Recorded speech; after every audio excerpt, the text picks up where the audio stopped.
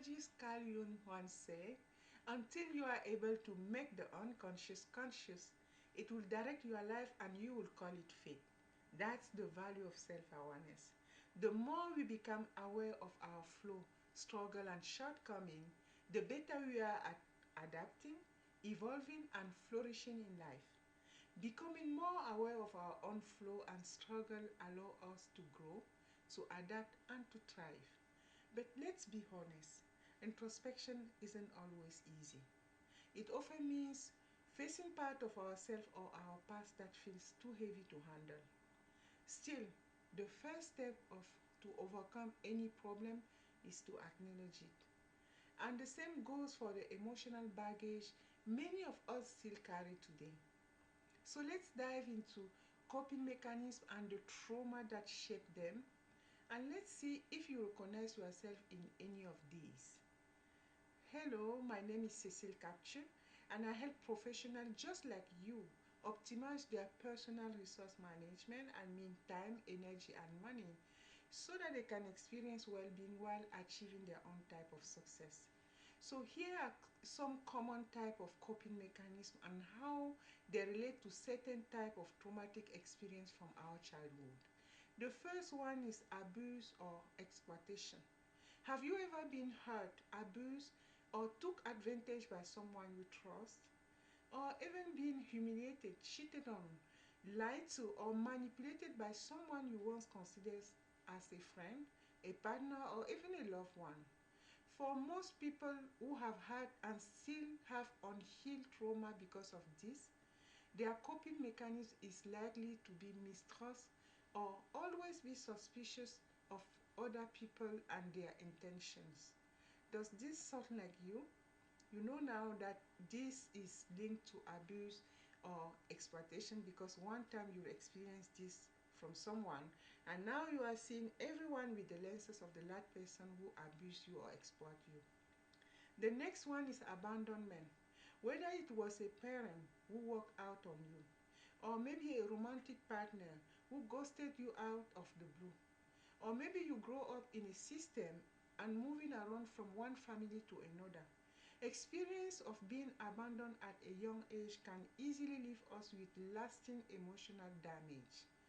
They often erode on our sense of self-worth and negatively impact our view of others and the world as well.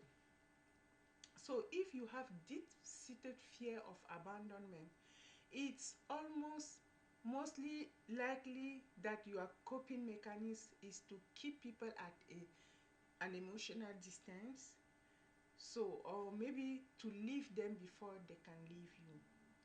And the third one is emotional deprivation. Even if people were physically present in your life, their emotional neglect and deprivation can be traumatizing too. Even if they was there physically, were they attentive or affectionate toward you? Did they deprive you of empathy, understanding, and emotional connection? Do you often feel alone and unsupported?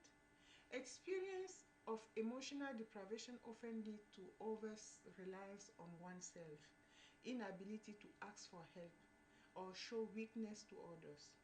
If this seems like you know now what is the source at the root of this. The fourth one is about shame and unworthiness. Have you ever been made to feel like nothing you do is good enough? Constant criticism, whether from a parent, a sibling, or anyone else who is close to you, can make you internalize their rejection and resort to self-blame. People who have had this trauma tend to be timid, overly apologetic, and hypersensitive, often prone to perfectionism and overachieving, and likely to be harshly self-critical as a way to cope. And the fifth one is about dependence and incompetence. Being cuddled and overprotected can also tear down self-esteem. When everyone in your life is acting like you can't do anything by yourself and exaggerate how much you need them, this leads to self-doubt and underdeveloped sense of independence. This is why people who are spoiled and entitled have very fragile egos. They are most likely to struggle with a lot of self-doubt, hidden insecurity, and easily fall victim to emotional codependence relationship because they can't rely on themselves. And the sixth one is about approval and recognition seeking. Sometimes trauma trauma isn't always dramatic. It's subtle.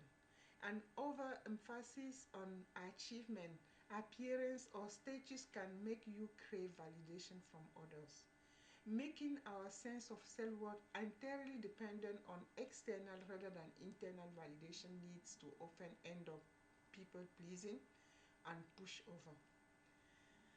Those who have this tendency tend to struggle with a lack of authenticity in their sense of self and unsatisfying relationship. In seven, because they have so much expectation, they are waiting on people to tell them that they did great, to appreciate and to praise them instead of giving that to themselves. So when we are like this, we have so much expectation from other, and when we are craving this validation, it often push people away.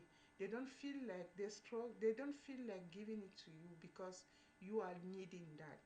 So it's better off to give it to yourself, and other people will give you as a bonus. So the seventh one is emotional inhibition.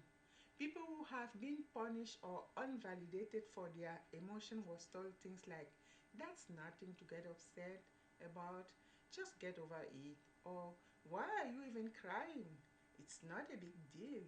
You are just a crybaby. They often end up emotionally stunned and resort to suppression, avoidance, and denial to deal with their problem because they were told early on that expressing one's emotion is inherently negative. They will often just bottle up their feelings and ignore them until they can't anymore. So these people are prone to emotional outbursts, anger management problem, and difficulty expressing or communicating their feelings. So as we already complete the list now, do you relate to any of these things? Has watching this made you realize how your own traumatic experience has influenced the way you try to cope? If you recognize yourself in some of these and want to learn better, healthier ways of coping, the best thing you can do is seeking professional help for support. You need to improve the quality of your life.